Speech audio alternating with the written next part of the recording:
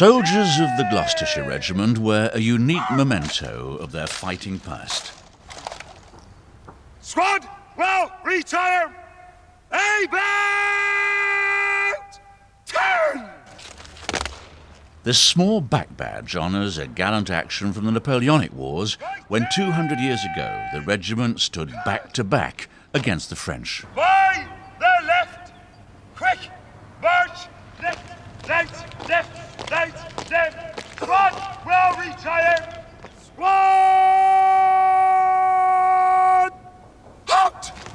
They kept faith with that tradition a century and a half later in Korea, when men from the same regiment fought and died at the Battle of the Imjin River.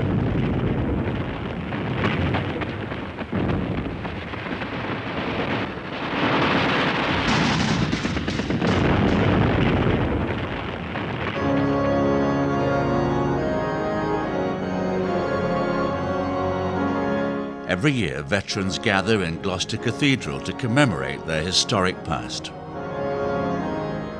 They honour the memory of those who fought in Egypt, in the Crimea, in 2 World Wars, and Korea, where, in the first major conflict since the end of the Second World War, the ambitions of East and West collided.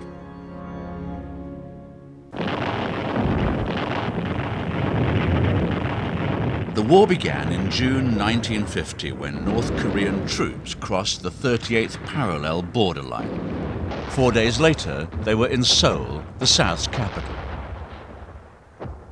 The United Nations called for a ceasefire and sent in an American task force, which soon found itself hemmed in around the southeast port of Busan.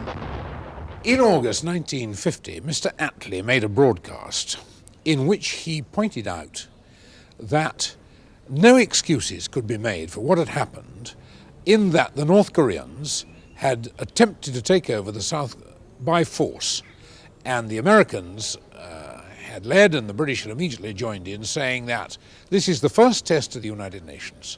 Do we mean what we say, or are we going back to the old days when the League of Nations spoke and nobody took any notice? In England, the Glosters were put on standby, but by the time they left Southampton in October, the forces already in Korea appeared to have the situation well under control. It seemed to be almost over.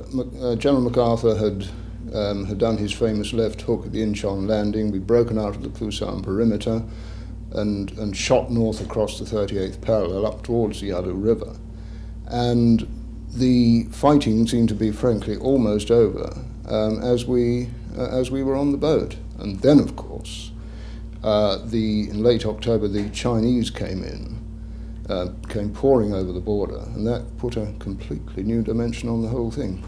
The Chinese had warned at the beginning of October that they would not stand by if the UN troops approached their border, and the participating governments simply did not take that warning seriously enough. There was a greater enemy for both sides. The winter of 1950-51 was, we were told, particularly severe even for Korea, where the Yalu River froze over. And so we had 2 battles to fight, one against the communists and the other, frankly, against the elements. And often the one against the elements was the more difficult to win. As for the Chinese, 250,000 were in the field by the end of November. They could march. That was one of their excellent qualities, that they could march considerable distance with very little food, no backup in the form of ambulances, hospitals, and the like. Therefore, they were a very mobile army, travel over country quickly, and could turn up in places you wouldn't expect them to be. By January, the United Nations forces were in full flight. Bugging out, they called it. The Glosters covered and then fell in with the retreat. Seoul once more fell to the communists, and in the confusion, the city burned. The people took to their heels, and the bridges across the River Han were blown up. Seoul was abandoned, But with fully extended supply lines, the Chinese were unable to keep up their advance. So we pushed them back and got onto the Imjin River, which was a very good line, around the 38th parallel. But of course, we did not have enough troops in Korea to have a joined line from east to west. There were gaps between our battalion, left and right, as amongst many others. Up to 3 miles on one side of us, 1.75 miles on the other. Life was pretty good for the Glosters in the first weeks of April 1951. After the savage winter, there was sunshine and plentiful rations. Major Digby Grist had a cine camera and made a unique record of those days. Here was Captain Mike Harvey commanding D Company. Major Sam Weller of Support Company tucking into those rations. Lieutenant Guy Temple of C Company at his ablutions. The adjutant Tony Farrar Hockley with fellow Captain Spike Pike. And smoking his ever-present pipe, Battalion Commander Colonel Fred Carne with Regimental Sergeant Major Jack Hobbs. RSM Hobbs found it hard to believe that preparing to attack them were 2 Chinese armies, some 54,000 men. I know myself I wasn't anticipating it. I don't think the higher-ups was anticipating it. Because we came back after, as I say, swanning across the river, not a sign. Yet, they were there on the Sunday night, all right. They were there on the Saturday night too, and it was a listening post on the riverbank that made first contact with the enemy. 2 hours before midnight on the 21st of April, the post reported about a dozen men crossing the river. The adjutant called for flares. And up they went, and it was like daylight. You could see them very, very clearly. And we just let rip into them. So at one stage, he said to Corporal Cook, "Who's got the Bren gun there?" Because, so no, he says, "Here goes an on to rapid fire." So anyway, I think we'd done about 4 of them, hit some others, and they dragged off those that didn't go floating down. They pulled back. Next day, Sunday, April the 22nd, now known to all Gloucesters as Imjin Day, Lieutenants Philip Curtis and Terry Waters of A Company took Holy Communion with Padre Sam Davis. Little did I know it at the time, of course, but that Holy Communion was their viaticum, their final communion. We were standing in front of a ruined Buddhist temple gateway. I'd set up a simple little field altar and celebrated communion for a few people in the field, and these 2 young officers were among the little group of people who received their Holy Communion then. A photograph of them was taken that same day. Within 24 hours, Terry Waters on the right was badly wounded, and Philip Curtis was dead. As Sunday wore on, reports came in of renewed enemy activity, and Colonel Carne sent an ambush party under Lieutenant Temple down to the riverbank. They really had a turkey shoot down there as the Chinese, the first waves came across the river. And then eventually, when they ran out of ammunition and, of course, would have been overwhelmed by sheer weight of numbers, they were ordered to withdraw, which they did. And fairly soon after that, the Chinese made first contact with A and D companies. A Company were holding the feature known as Castle Hill with a panoramic view of the Imjin River. Still there is a bunker built as an observation post for the United Nations commander General Ridgway, but outside the Gloucesters lines.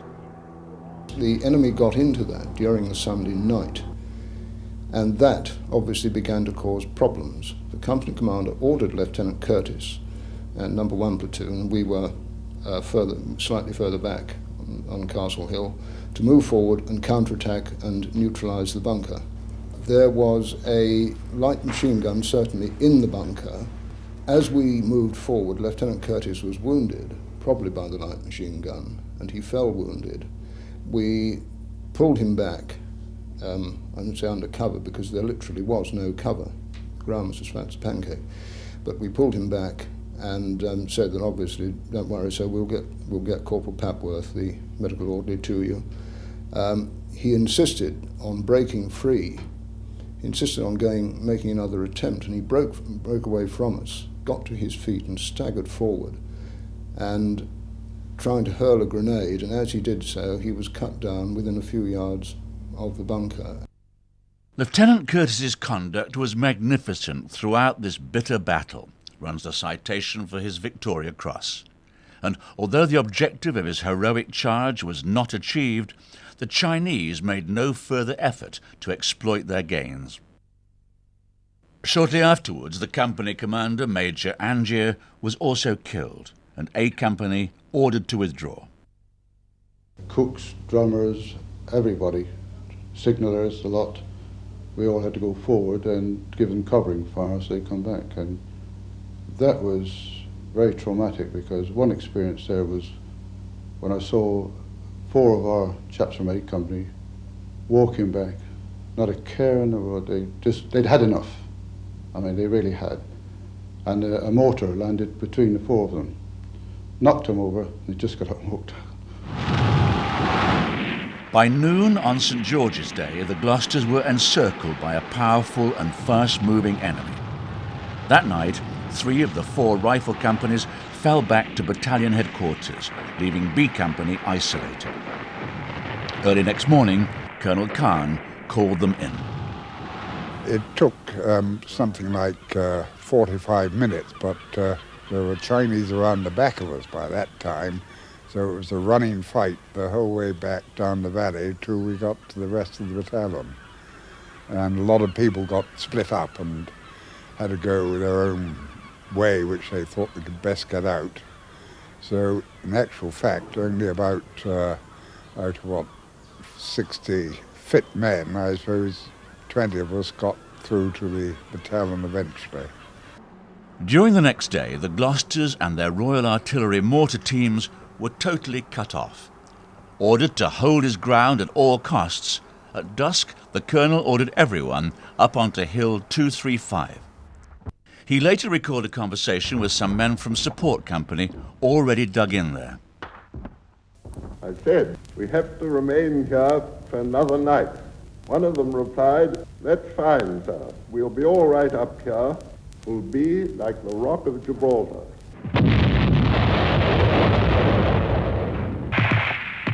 Just before dawn on the 25th of April, the Chinese attacked again in strength, the summit of Gloucester Hill echoing with their bugle calls.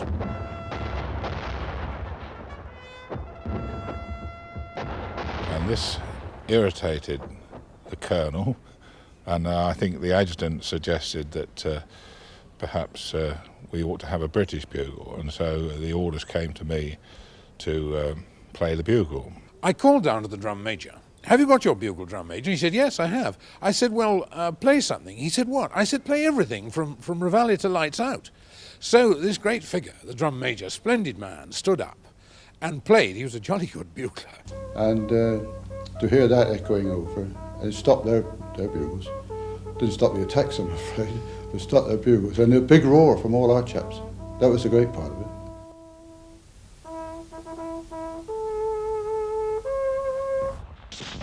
By 9:30 that same morning, Colonel Carne was told his men had done enough and was able to give them the order to break out.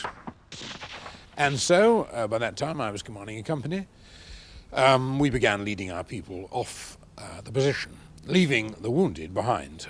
Our doctor and padre, very gallantly, with some of the medical staff, agreed to stay with them. I mean, they thought we were going and they were going to be captured. The doctor had said he had let the married ones go, and me, he said to me, you stay. And stay I had to. There was nothing else. The wounded have to be cared for. There was a ridge behind us, and as we went up this valley we were shot at, and eventually 2 or 3 people were killed, and we realized there was no point in going any further. After our ammunition had gone by then, and that was that. And when we got over the ridge, it was like Wembley Stadium, full of Chinese. I've never seen so many, all sort of sitting around there. The Battle of Imjin was over. 59 Gloucesters had been killed, scores wounded, and over 500 taken prisoner. Captain Mike Harvey led the largest group to safety. With 3 officers and 81 men, he set off down the northeast face of Gloucester Hill. He and less than 50 rejoined the battalion a day later, when a roll call of survivors had been answered by 119 men. A week later, reinforcements had swelled the numbers, and Major Grist, himself wounded in the battle, sent the signal, "We are operational again." News of the action reverberated around the world. In the United States, it earned not only enormous respect, but from President Truman, the Distinguished Unit Citation. In the dusty yard of a Korean school, they assembled to salute the men who held the Imjin line. Before the United Nations commander in the field, the less than 50 survivors parade to receive America's highest honor. And General Van Fleet abandons his prepared speech, and as a soldier speaks as a soldier feels. For what they and their comrades did was more than is often asked of man. For 4 days, the Glosters and Sea Troop, 170th Independent Mortar Battery, withstood a Chinese army. 600 fell, but the Imjin line was held whilst the Allies reformed.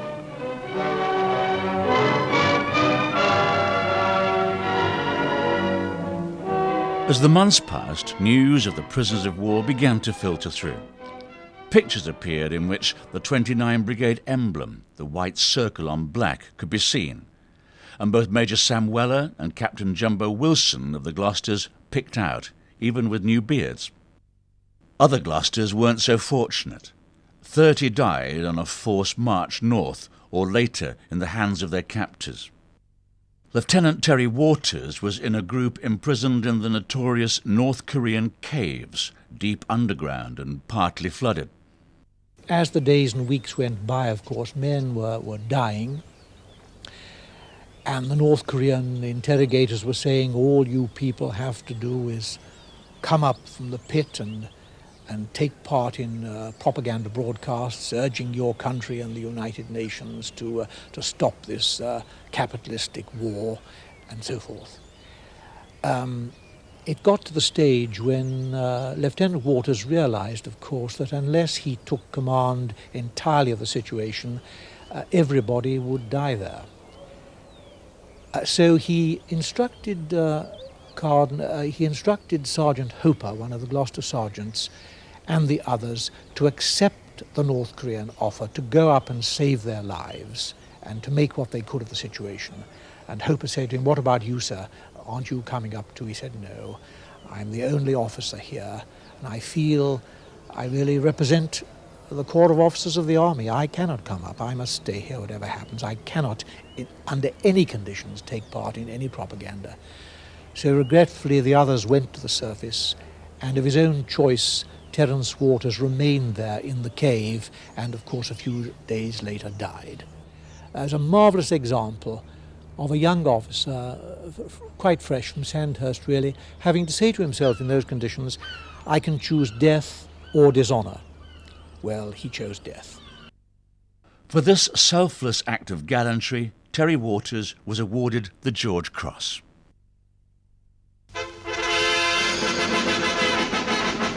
It's not very hard to imagine the feelings of the men of the Gloucesters reaching Southampton aboard the Empire Foy, nor of their relatives and friends waiting for them ashore. A very happy moment, with happier moments still to come. The present commander of the 1st Battalion, Lieutenant Colonel Grist, summed up the situation for us. We're very happy to get this wonderful welcome from Southampton. A bit overwhelming. We're very happy to have it. We're jolly glad to get good news of the prisoners. That's meant a lot to us, to know that the list's come through at last, and now what we want to do is to see it released. Captain Harvey, who won the Military Cross in the famous Korea action, led survivors off the ship. The scenes that followed speak for themselves. As Grist and Harvey brought their Gloucesters home, there were still over 400 of their comrades left behind in North Korea, where in the prison camps the punishment continued. Well, that varied, of course, depending on what you had done. It consisted of solitary confinement, being denied water, food, or to go out and carry out the normal bodily functions. So you might 36 hours, 48 hours, you weren't allowed out of your cell. You had restricted diet, constant interrogation, and it became a battle of will between you and your interrogator, because you knew after a time that he was himself being interrogated by his superiors to get information out of you, and knowing that made your resistance that much stronger. I escaped a number of times, and they were extremely angry with me, the North Koreans who happened to have me at that time. And they took me to the political prison in Pyongyang and tortured me. Yes, they applied water treatment, which is a sort of drowning, and they beat me up and burned my back with cigarette ends. It was a very frightening and unpleasant experience. But no one was allowed to forget the Glosters, and exactly a year after the battle, the first colours of the new Queen's reign were presented to the regiment. New colours for the glorious Glosters, colours which bear more battle honours than those of any other regiment in the British Army. These were presented to the 1st Battalion by the regiment's Colonel-in-Chief, the Duke of Gloucester, at a parade in Spa Park, Gloucester. Almost a year ago, the battalion held an entire Chinese army at bay on the Imjin River, and this ceremony was the climax to the reception that the county gave its heroes. Those same colours, bearing the blue streamer of the American unit's citation, now hang outside the regiment's chapel in Gloucester Cathedral. In 1997, a window there was dedicated to the memory of A Company's Major Angier, killed on the first day of the battle. On the wall opposite, next to the tomb of King Edward II, is a grey stone cross, carved in captivity by Colonel Carne. Worked with rusty nails and a stone hammer and rubbed smooth on the concrete steps of the prison compound, it was first used on Christmas Eve 1951. I dedicated this little cross, and the words I used in that prayer of dedication were, "May all who look to it with faith and love be given grace to endure unto the end." Then we placed it on the rickety little table which did duty as our altar, and so the communion service began. Of course, I was just using for a chalice a simple little Chinese soldier's drinking mug, and for our pattern or plate to hold the consecrated bread, 1/2 of a British soldier's mess tin. Shortly after that service, Colonel Carne was accused of subversive activities, and he began nearly 2 years of solitary confinement. He was beaten up from time to time when they thought that he might be getting out of hand and so on. He was kept completely cut off. And the reason that he had to endure this was because the Chinese captors knew perfectly well what his influence was, not only upon the British prisoner officers there, but upon the other nationalities. The Americans greatly admired him, and that he was a potential source, they felt, always of trouble to them. His ordeal ended soon after Kim Il-sung, the North Korean leader, signed the armistice agreement in July 1953. Fred Carne was released, 3 stone lighter and with damaged sight. In a radio broadcast, Adjutant Tony Farrah-Hockley had this to say about his colonel. It was characteristic of him that he should say nothing of the terrible loneliness of those past months, but the food was rotten and I was damned bored. The Padre was released in September, and one of the first to greet him was the senior British chaplain, with an astonishing story. He said, about 3 months after your capture, when the United Nations forces had recaptured the ground beyond the Imjin, a patrol of our soldiers was out one day, and one of the soldiers saw something glittering in a ridge of mud. So he got it out of the ground and found it was this little silver plate. So he said to his comrades, "This has got a cross on it. I think this is something to do with a church." So they took it back to their chaplain. He said, "I know that is Padre Sam Davis's communion pattern, lost during the Imjin battle." So he said, "It was given to me, and I determined that when the day of release should come, one of the first things I would do would be to return to you this little Holy Communion pattern. I still use it, and especially if I'm taking sick communion to a person in their private house, I usually use that little pattern to give them the consecrated bread of communion from. Some 4,000 people turned out at Southampton to welcome back Fred Carne's army, and the colonel had this to say about their experience of captivity. The Chinese methods of punishment were often primitive, and several officers and men had very unpleasant and sometimes terrible experiences which are unlikely to endear the system to any Briton. When all is said and done, perhaps the majority of men will agree with my summing up the results of the experience. I have gained an added pride in being British, and I have lost a little weight. Later that month, Colonel Carne went with fellow Glosters to the palace to receive a DSO and the battalion's 2nd Victoria Cross. Wrote the London Gazette, he showed powers of leadership which can seldom have been surpassed in the history of our army. The climax of the celebrations came a month later, when Fred Carne was awarded the Freedom of Gloucester. More than 300 men of the glorious Glosters, men of the 1st Battalion who survived the Imjin River battle and captivity in Korea, marched through the city. Led by their colonel, they came to attend a service of thanksgiving at Gloucester Cathedral. Some of the men were still serving, others had already been demobilized, and as the colonel said, this was their last parade altogether.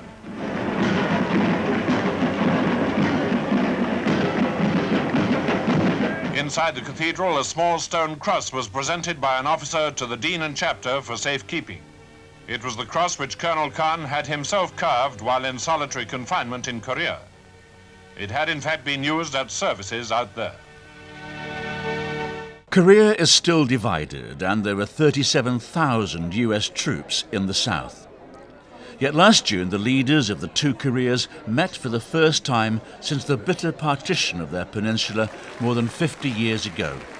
This handshake between the North's Kim Jong-il and the South's Kim Dae-jung was unexpected, yet seen as a good omen for future relations between the two countries. The hills above the Imjin are quieter now, yet the summit of the hill where Lieutenant Curtis won his VC is still crisscrossed with trenches, and artillery can often be heard practicing in the distance.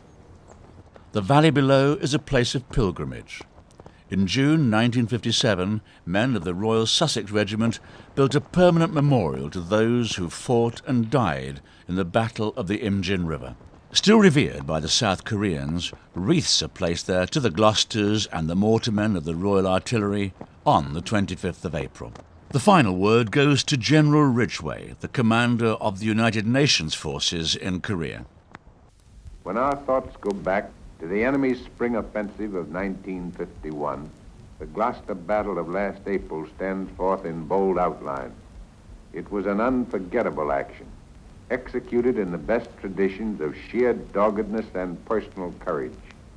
The blackened hills and rocks of Gloucester Valley in Korea are silent these days. They look very different from the green fields and hedges of the county with which this place in Korea is forever linked. There is no need for me to recount the detailed story of that battle. It is well known in Gloucestershire, in England, indeed everywhere in the free world. The memory of it is more than just one additional battle honor added to the history of a famous regiment. The bravery of the Glosters has demonstrated the power of collective security, a power recruited on farms, in villages, in an ancient cathedral city.